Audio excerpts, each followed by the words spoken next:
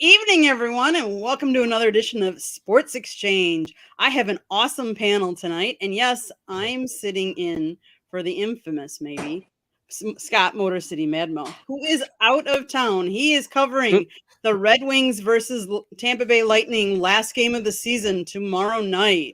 Anybody know who the hell she's talking about? Not at all. All I know is this new one has a lot more hair. Yeah. Yeah. The new one has a lot more hair and a lot less talkative. Right. The one she's talking know. about is like a Mountain Dew connoisseur, so I've heard. Yeah. That's me. I'm still here. He's not the only one. Speaking of which, I'll be right back. I'm the one that started him on it. He used to be a big Diet Coke drinker, and I always did the Diet Mountain Dew. He came over to my side now. Well, you threatened to take him out of the bed. Oh my goodness. See, Jeremy's got his too, so we're all set. Well, I'm excited for an awesome show today. I'm glad to be joined by Mr. Denzel here. Welcome. Thank you. Appreciate it. Back like I left something. So let's have fun. Let's have fun. And then Jacob, the pundit. Yo. JB Ellis. How's it going? It's going good. And then there's Smoking Jeremy B. With my size Mountain Dew. With Smoking MD. Yeah. And not 2020. So there's I used to. There's a lot of different topics we're gonna hit on tonight. First one we're gonna open up with Jeff Bezos won't submit a bid for the Commanders. What do you think about that? Who wants to go first? Anybody? I don't think he wants to spend more than $6 billion like the other two groups have offered. Well, here's the thing. I get the feeling also it's besides this fact that the amount of money that they want and he doesn't want to give that, who knows who is going to be in his in the consortium. Who's going to be in the consortium? What's going on behind the scenes? Are there certain ones right now that, like, here's the thing, in consortiums right now, you got to have at least one minority. At least one minority in your, in the ownership groups. You got to have that. Does he have a point where there's none of those right now? Are there ones? Does he have a bunch of them and they're not, and people are not happy? I got to remember also, Bezos has an issue with Dan Snyder. Everybody got their booster. He's got COVID. He doesn't want him buying it. What'd you say? I said everybody got their booster. He's got COVID. I heard him sneeze. Yeah, exactly. But there's 100,000 things that it could be with this. But one of the things, we know they don't get along, but one of the things also is who's in the ownership groups, and is the NFL stopping it, or is it Snyder? I don't think it's any of that, Jacob. I think Jeff Bezos just isn't interested in giving Daniel Snyder money. If it was a different team, I think he would have done it in a second. But he has no interest in helping Daniel Snyder. Not the right time for him. And to be honest with you, we want Jeff Bezos. Is that the guy we want to own a team? That's the owner of Amazon, right? Yeah. Based out of Albuquerque. You know what will happen? Whatever team he buys will end up in Albuquerque. Mark my words. Oh, boy. I see it as he doesn't want to be the next Gerald Ford. The guy that followed Nixon. He doesn't want to inherit the last guy's what. He knows that the Commanders has a stench on it. The name of that stench is Dan Snyder. And that stench has been losing. Exactly. A losing culture. This is not the 80s Redskins. What they were, the 80s Redskins. Redskins then. Foreskins. What? It's not even the early 90s ones that won the Super Bowl. You don't have really well then, Smoking. They took my Barry out of the playoffs. Yep, that's true. But no, guess what? In 1991, it was the Redskins, and the way ESPN tries to cover that up is ridiculous. It's the Commanders now. Don't say Redskins now. Say Commanders now, because that is the team, and that's that's what we say. Because that's the. Yeah. Go ahead. No, I was to say, when you talk about that and the emails and the investigation, I find it funny that out of 50 emails, we only hear about the 1,500 from John Gruden. Yeah, well, it's only John Gruden. He was the only one that was a problem. The rest are clean as anything. Right, absolutely. You know? There was nothing there from Brian Flores complaining about Miami ownership. There was nothing about the blatant racism that was going on in the Washington Commanders locker room. There was none of that. Oh. Settle down. Yeah. We don't talk about that. Yeah, that's what Goodell's saying. Oh, yeah, exactly. Exactly. Okay, so NFL, we're done. Let's go on. The playoffs for NBA have started. The play-in games have started. I want everybody to predict who they think is going to be in the finals and who's going to win the finals. Your predictions here for the NBA finals. So all the teams that are going in, who do you think is going to be in the final two, and who's going to win? I've got Philadelphia and Golden State. I would like to say Phoenix, but as far as the West goes, it doesn't matter if they're the 6th seed. It doesn't matter if they're in the play-in or if they're the 1 seed. A fully healthy Golden State squad is the most feared team in the playoffs. Point blank, end of story. As far as the East goes, I think Philly feels like this is their shot. You know, you got Embiid, who's probably going to win Most Valuable Player. Mm-hmm. You got James Harden, and everyone's got their criticisms about him, but he's averaging over 10 dimes a game. You know, as long as I know you got something to say, Jacob. It's okay, your turn's coming. but yeah, as long as Philadelphia, but to get there, they have to play flawless ball or their flawless ball and beat Boston. And beat Boston, and if they don't get taken out first. But if they can somehow knock either one of those two out, they got a great shot. So I've got Philadelphia and Golden State. You're wrong. Milwaukee and Golden State. I'm going with them on the West, but I mean it's James Harden. It's already out.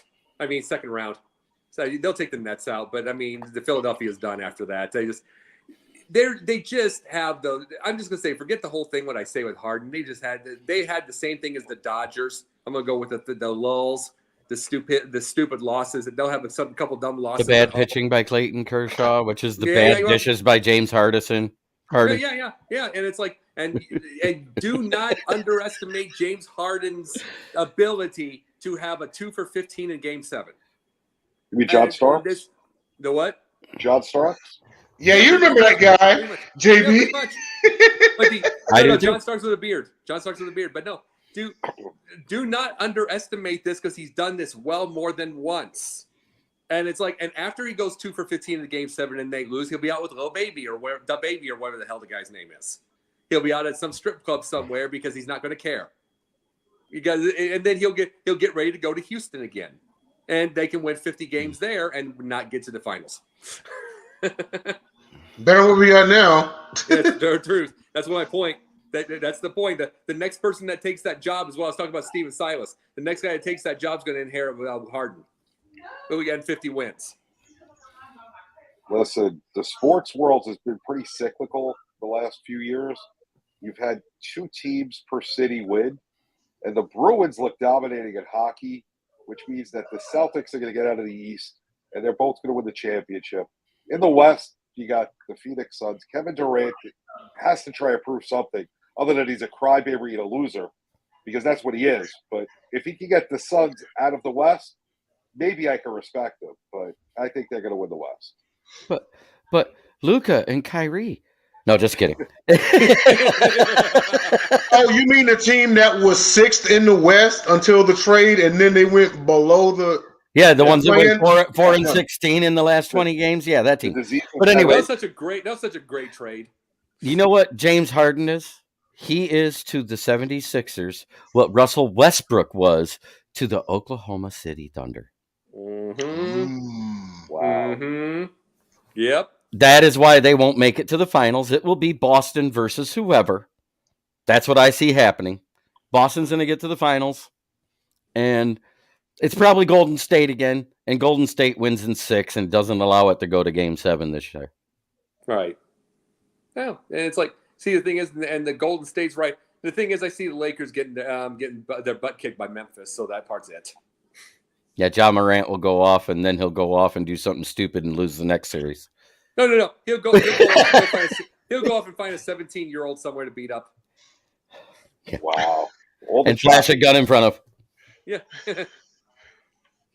So tell me what you guys feel about Minnesota Timberwolves forward Jaden McDaniels. Hand is in a cast and ruled out indefinitely for a fractured hand because he hit the wall.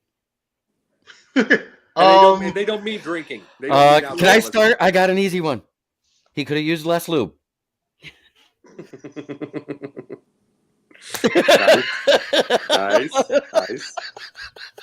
Nice. I'm leaving it at that. Use your imagination. I will not be mean. I will not be use my imagination. Wow. You get to follow that, JB. All I'm gonna say is, wow. I win. I made JB go, wow. Listen, if you're not smart enough to know that you play basketball and you need your hand and you're going to punch a wall, follow Jeremy's comments. Next.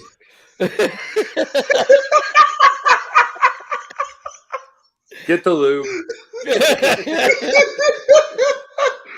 Oh, I'm in a great mood, guys. Can you tell? It's the alcohol.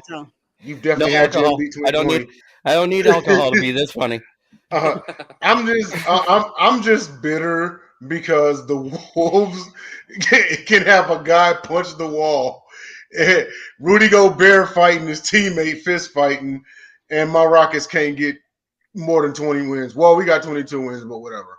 But a couple of championships. Calm yourself. Yeah, I guess so. I just want to. He was about 6 years old during that time. Doesn't matter. He beat my Knicks once. He had 11. 11. He had the Twin Towers. I mean, he can calm down. You gotta have some bad years.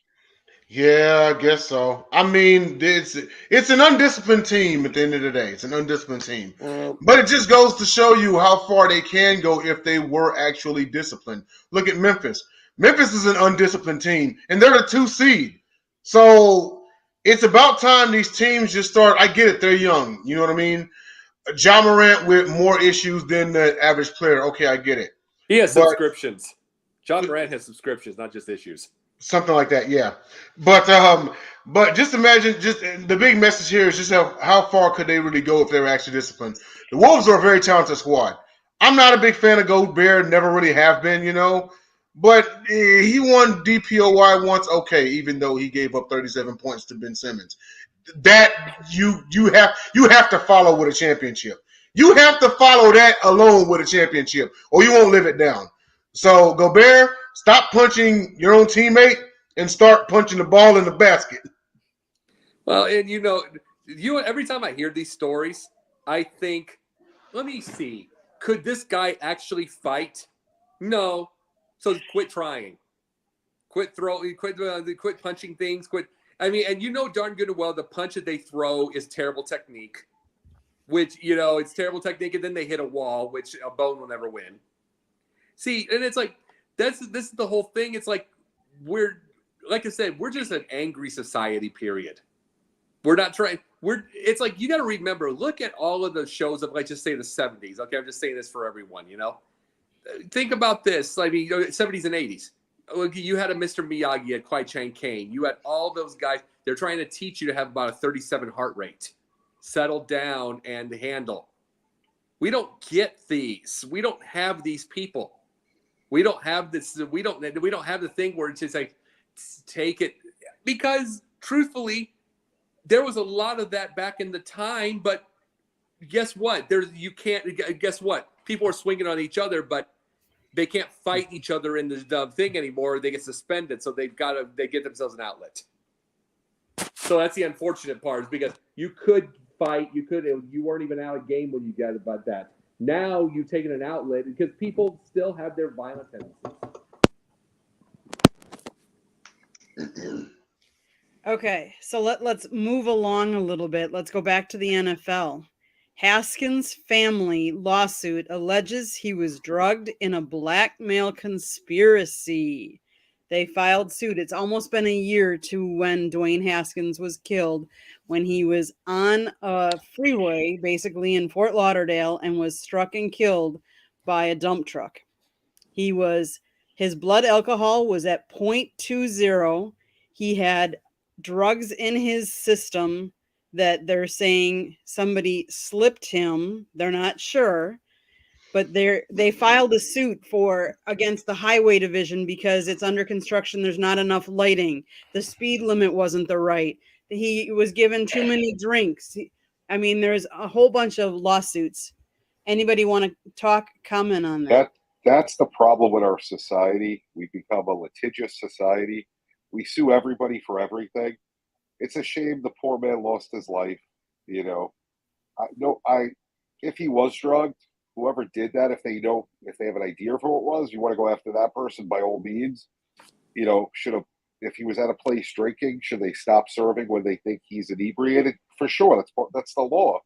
You know, I agree with those things, but after that, I mean, what's the goal of this? You know, just keep his memory alive, not by suing people, by thinking of the positive he's done.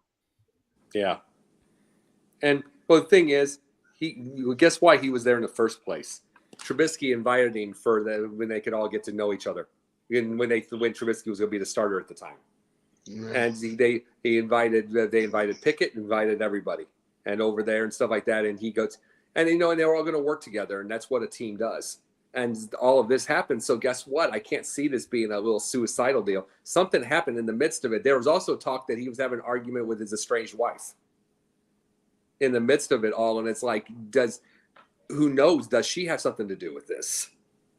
She's the last person to talk to him, because she was talking to him on the phone when he supposedly ran out of gas, and that's why he got out of his vehicle and was walking around, because she called 911, and the 911 operator actually said they had just responded. He heard somebody else in the same center stating that someone was struck on a highway so she's on the phone saying, my husband isn't responding. He had just called me, and he's like, okay, well, let me see, because someone else was just responding saying that, there was someone walking on the expressway too. So there's a whole lot more to this story. And apparently this lawsuit is supposed to bring out more of the facts, because the lawyer is trying to get more information. So why they have to sue to get all this information is beyond me. But is there something to unseal? That's the question. Must be something. I'm not sure. Okay, so let's switch over. to a little bit of baseball. Baseball.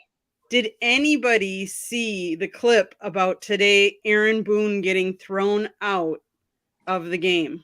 Bye-bye. Yeah. JB's happy. I'm not a fan, even though I'm a Yankee fan. I don't like Boone. Do we know why he got thrown out? Yeah, he was upset that they reviewed the catch that they ended up calling not a catch. It was over the 15 seconds, and the Cleveland manager actually never really wanted to challenge it.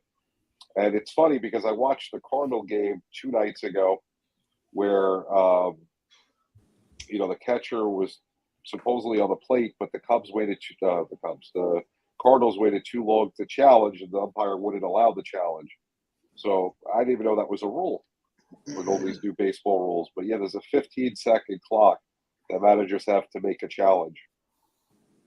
And apparently they were showing a replay of this on the scoreboard, and all the fans reacted to it, and that's what prompted, they're saying now, them to replay and relook at it, and then change the call to what in actuality was the correct call, but was called too late, and should they have even reviewed it with that 15-second? Now that they implemented that rule, 15 That'd be seconds. the first time I could ever think of the fans actually making the difference in a call.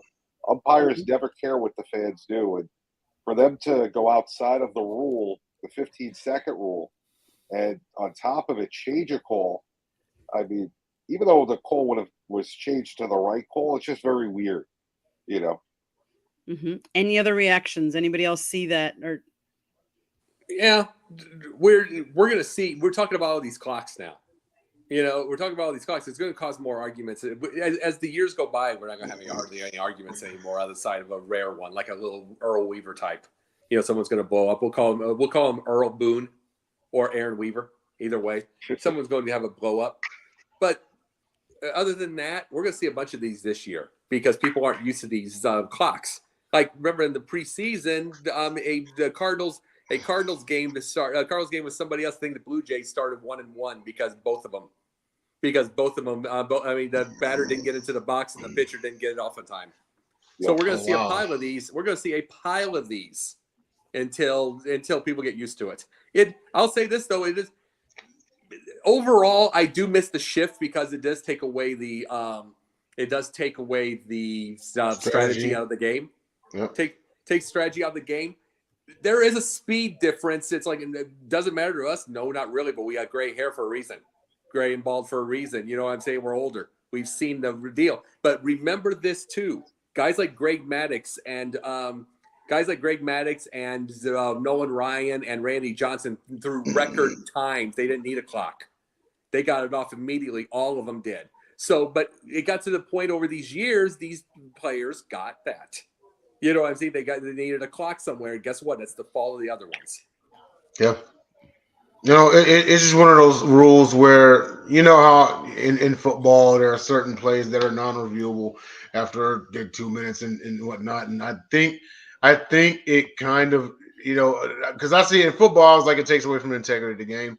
And I'm saying the same thing about baseball, because the fact remains is what was the correct call? Like you said, Candy, it was supposed to be the correct call. The man caught it, and it's simple.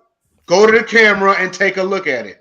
Never mind that, they didn't do it in 15 seconds.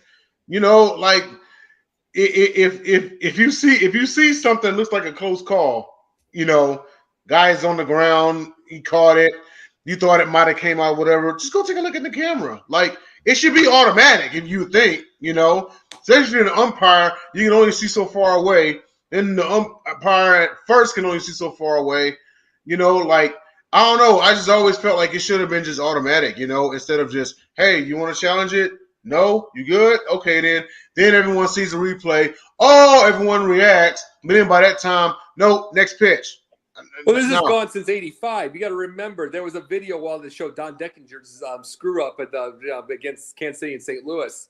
The screw up showing him he was safe at first, or he was out by a mile. Excuse me. It showed that. There was a video that showed it on the wall over there. And the thing over there, and they still didn't change it. I'll even go as far as saying this, and I said it this time period. You remember when umpire Jim Joyce called safe on the near perfect game? Yes. Mm-hmm. And Andres Galarraga. Yes. I said it then. I'll say it now. I said the one to blame was not Jim Joyce. He's making a split-second call, right? I said the one to blame was Commissioner Bud Selig. That's who to blame, because instant replay was in every sport but yours. Right. Yeah. But yours. Why? But that being said, even though the call was incorrect in game, it was past the 15 seconds. Mm-hmm. There is a legitimate gripe if that has been made a rule by the team where it was changed to. You know what I'm saying? There's a legitimate gripe there. Not only that, the opposing manager said, I didn't challenge the call. Right. So the umpires took it upon themselves to reverse a call that wasn't challenged because of fan reaction and seeing it on the Jumbotron. Now, while all that's great because we got the call correct, the rules are the rules because they're the rules, whether we agree with them or not. Right. So they've just basically said, we don't care about the rules. We're just going to umpire the game the way we choose. Forget about baseball's rule book. Right. So that's the bigger issue with it. So, Right, and that is the bigger issue. And Aaron Boone probably shouldn't have been ejected over that because he was in his right to be upset at that particular instance. But we sure do need a Billy Martin, or an Earl Weaver to come out there and really get at the umpires, and Tommy Lasorda. We don't have I miss the Billy Martin days. That guy got ejected more than anybody. But those three, they Bobby had some Cox. great. Bobby Cox. Yeah, but nobody compares to the three I mentioned. That being said, So last night, go ahead, Jeremy. Go ahead. That being said, we can go back to a certain playoff game in the 2014-15 season where the first time you ever heard this statement by a referee was in the playoffs. There is no flag for pass interference on the play. Oh, I know what game you're talking about. I know exactly what game you're talking about. And yes, they got hosed. That was the very first time you heard those words come out of any head referee in the NFL's mouth. I know, I went back and looked as far as I could on YouTube, as far back as I could. You can probably watch the whole game. And YouTube, you can probably watch the whole game. I'm just saying on YouTube, you can watch all the games from that are over 5 years old all the way through with no problems. I did it during COVID. I watched by 70% of the Bears from 84 on. I did it during COVID. Oh, I'm sorry. And I didn't even lock down. No, nothing to be sorry about from the 80s. Hey, nothing to be sorry about from the 80s. You had one great, fantastic year. Yes, you're right. No, but 84 to 88 was fun, even if you didn't have the fine. You know what I mean? That was amazing. But no, the thing about it though is I didn't even lock down and I watched it. I get the point. You know what I mean? I was doing deliveries during the time, and I have it right on my phone. It was fun to watch during those. And there was that same team got hosed on 2 back-to-back big end of the games between Kansas City and Green Bay in 2019. And I actually boycotted the NFL and went back after each game and watched the last 2 minutes of every game and wrote down how many times out of 276 games there was a game-changing incorrect or non-call. You want to know how many games it was that year? How many? 62% of 276 games. Wow. Referees are here's what's funny. Referees That's used to be worse. that's huge though. I'm just saying that's Referees huge. Used to be worse. This is the funny thing though. Refs used to be worse. Yeah, there was a time when it was worse. Back in the 90s, it was horrible. I know. But it wasn't as obvious because the replays weren't as good. Yeah, that's true. Yeah, HD is what ruined the refereeing the way it used to be. Welcome to 2006. Ever since 2006. Yep. Okay, Candy's going to take back the show here. Candy's going to ask a couple of questions, and I want the Candy says anybody know your to role. answer. Whoever knows the answer, I want you guys to answer the question. Okay? All right. Yeah. Last night, one of the teams finished a feat that they were the last team in the league to accomplish. One player did it. Does the anybody know? Marlins with the cycle. The Marlins with the cycle. Correct. That was their 4,700th game, and it's the first player from Miami that hit for the cycle. That's crazy. With that being said, who has hit the most cycles in their career? Is it Mattingly? No. Wade Boggs. Mattingly was a good Mattingly was a pretty damn good hitter. He was a great hitter, but that's besides the point. Triples. Yeah, he was lacking in the triples. Yeah. It's got to be someone who's quick enough to get triples. Ricky Henderson? Ted Williams? No. It wasn't Jose Canseco. You paid money for that bat, right? No, Ricky Henderson would hit 2 or 3 homers or 2 to 3 singles so he could have stolen bases. He wouldn't do it, but he wouldn't do that. Yeah, this thing was stealing bases. He had 1 year where he led in triples as well as stolen bases. It was actually the Babe. He has 12. Babe Ruth. Wow, I didn't expect that. Exactly. So my next question, what's the rarest thing to accomplish in baseball? The perfect game. No, I don't think so. No? The rarest thing in baseball. The cycle. It has to be the cycle. Hey, Tampa Bay No. 12-0. I got it. Then I got it. 12-0. The rarest thing to accomplish in baseball is the true cycle. That's hitting all four in order. Actually, it's the unassisted triple play. Oh, Yep, that's I was true. going to say the immaculate Wow. inning in a second. Which ballpark has the most cycles been hit in? I want to say Fenway. Correct. Fenway. Mm-hmm. And my last baseball trivia question. Has there ever been a game where it was the perfect game, there was only 27 pitches thrown? Yes, No. probably. I'd say yes. No, I'm gonna say no. that would be amazingly impossible. That's 9 immaculate innings. No, No. that's 9 perfect defensive innings Perfect because defensive innings, yeah. May 13th of 1952, Class D Bristol Twins Ron Nakari struck out. He went 27 batters, 9 innings. And how many See- strikeouts? wait. 20, he just said he struck out everybody. 27 innings, it says. Yeah, but you said 27 That's pitches. 9 immaculate There's a big innings. difference between 27 pitches and 27 outs. It's a Yeah, but you were- 27 pitch game. It was 27 pitches. No, but the if thing he had is, you if set he had that up. strikeouts, if he had See, strikeouts, Candy, it can't be you set that 27 up. It pitches. can't be 27, yeah. See, that's the thing, though. Candy, you set that one up as far as everything like that. It's like that's the whole thing. It's like I am immediately. I would admit, I hear something like that, I immediately like think twice before I say no to anything. Because But 27 pitches, but 27 pitch game. strikeouts. 27 pitch game. It's a I 27 apologize. strikeout. Yeah. So I got a baseball question real quick if you don't mind me asking. Sure. Jordan Walker on the Cardinals, 12-game hit streak, under 20 years old. He passed Ted Williams at 10, and now he passed somebody from like 1908. That or the Rays winning 12 in a row, which is more impressive? Jordan. And that would have been in 1908. That would have been Honus Wagner, I do believe. No, it was somebody's name I never heard of. Oh, okay. Jordan, because this is a strikeout world. So somebody that can be able to keep their consistency and keep their discipline like that.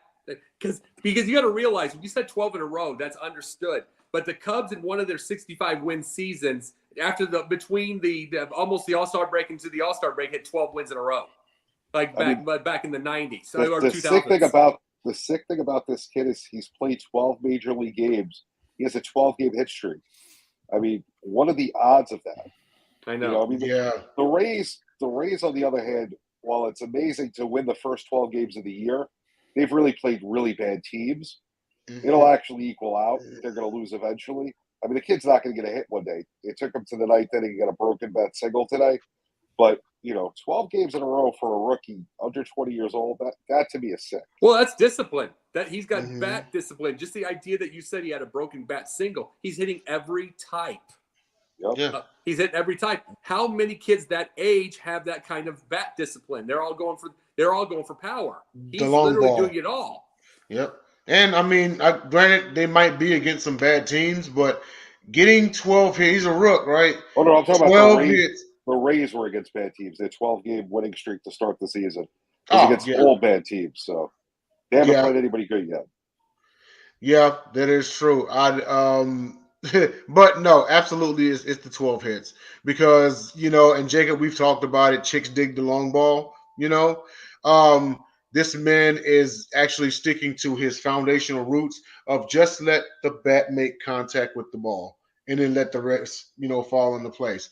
To do that for 12 games straight, that's pretty impressive. Oh, I mean, just the idea, considering this is the world of we gotta hit power, we gotta do all this. Just the fact that we're talking, this is the world that we're talking that Ohtani is supposed to be babe, even though he's got 74 points behind as far as his best. You get my point? That's just all I'm bringing up. We're in that world where it's 267 supposed to be the best, and this kid's hitting every field. So, I mean, he's literally old school. So we're going to reel it in with our sports town of the week. We are going to talk about Minneapolis. Do you think it's a good sports town or not? Ooh,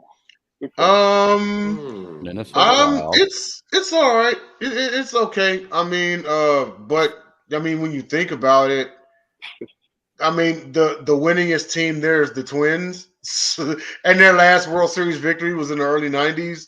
But no, 91.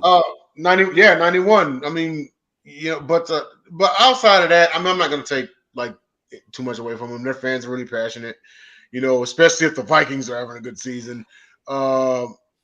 They've had what, 5 great seasons and still 0 Super Bowls, right? Still 0, yeah. But I mean, you could totally talk about that there. I can. Yeah. They have one world championship in a shortened year in 1969 because of a strike. Mm-hmm. At least the Lions have 4 world championships outside of that, which is what became the Super Bowl. See, in proxy. Same lineage. Yes. Oh, go ahead, Jacob. Well, I gave the answer. So I was going to say, I did think about Minnesota. I think you got passionate fans. I also think this is we're in such a different era now where it is going to be so tough for small town teams. Outside of the Cardinals, St. Louis seems to get the Jordan Walkers all over the dang place. They get their players. But it's like, I think I don't know what the thing is. Maybe the Cardinals, whatever the reasoning is. But Minnesota, every time they get to the playoffs, they get swept. This is not they have passionate fans, but you can never get a big name or keep a big name. So I would say it's probably about a 7 out of 10 passionate fans, but you can't get the best players, or you can't either. If you do get the best players, you can't keep them. So it's like it's hard to really keep the excitement going there. Yeah. Listen, only one. Yeah. I was just gonna say, like with Minnesota, like if the Timberwolves were in the Eastern Conference, they probably have another world championship outside of the '91 Twins. But go ahead, JB. Listen, they have great facilities. Target Field, the new football stadium they have there. The Twins are always good. They've been part of that division. Have owned that division since Cleveland fell off. The Vikings are the Vikings. Only one team can win a championship. It's hard when you're not a team that can spend a lot of money, like the Yankees or the Dodgers in baseball. In football, the Vikings have had chances. They just never got there. Hockey's completely different. I don't know how, the Wild have never done it, but they're kind of a new team there. And the Timberwolves, they just never seem to have luck. So, but, they have great facilities, passionate fans. I think it's probably a 9. Jeremy? I rank it better than Nashville. So, because their fans are more passionate in every single sport.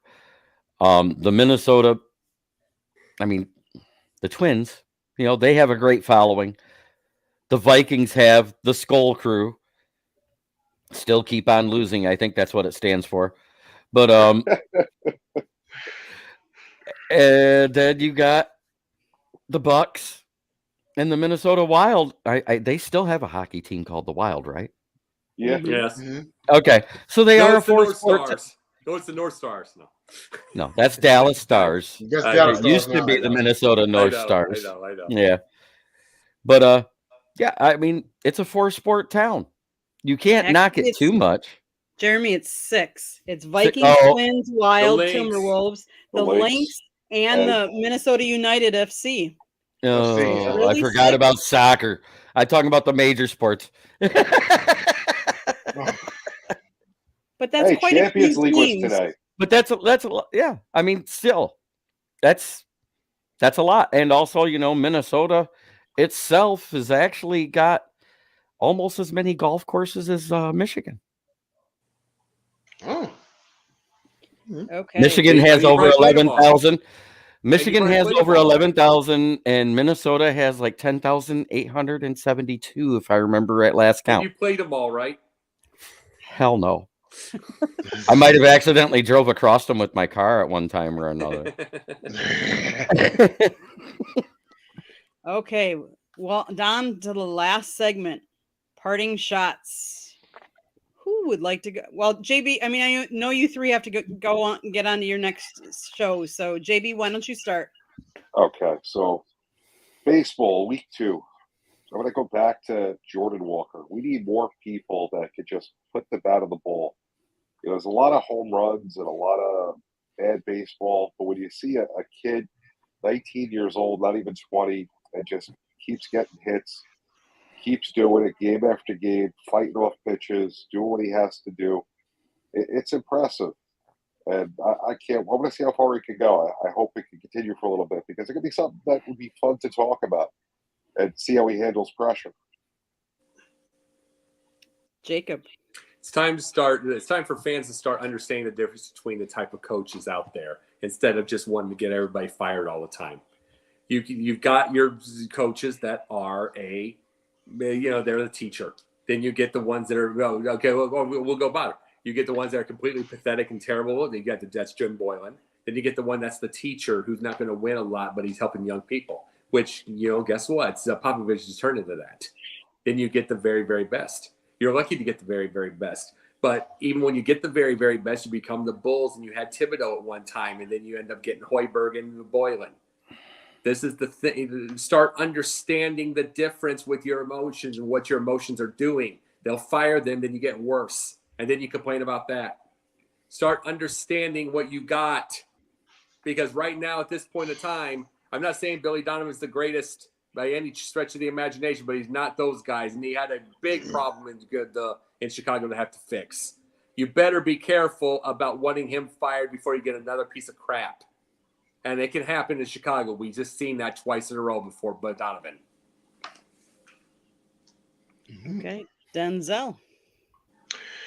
Endeavor strikes a deal to buy World Wrestling Entertainment. Jacob and I have talked about this, but they've always had a love and respect for each other and even crossover dealings since pretty much the 1990s with Ken Shamrock and Dan Severn.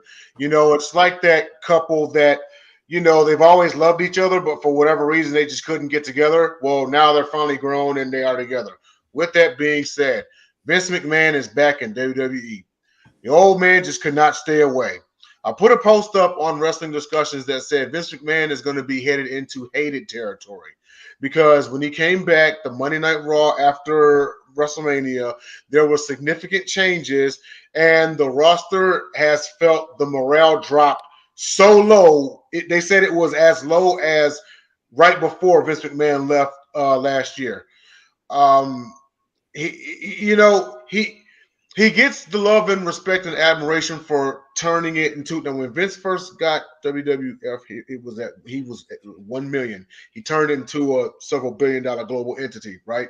He's always going to have respect for what he did for the business, but at some point in time, fans are going to deem the business bigger than him. Because let's face it, WWE won't die with him. I'm talking about when he legitimately goes in a casket in front of a church, okay? WWE's not going to die with him, okay? It's going to live long after him. So fans are going to start deeming WWE bigger than him. And you know what they're going to do? They're going to begin to hate the man. And I mean legitimate hatred. Because what he's been doing is ruining the product. He's the Jerry Jones of professional wrestling. Jeremy. Well, an interesting news about my team. They made a trade with the Atlanta Falcons. Jeff Okuda, the 3rd pick overall in the 2019 draft, is now an Atlanta Falcon for a 5th round pick. I think it's a mistake because we saw when we were using the press man coverage, he was a shutdown corner. We switched to zone and he struggled, so they benched him and didn't use him as much. And he started to get the zone after practicing for 6 weeks. It started to look better at the end of the year. I think it was a mistake to ship him out so soon because he only played 10 games with the worst coaching staff in the history of football. Matt Patricia.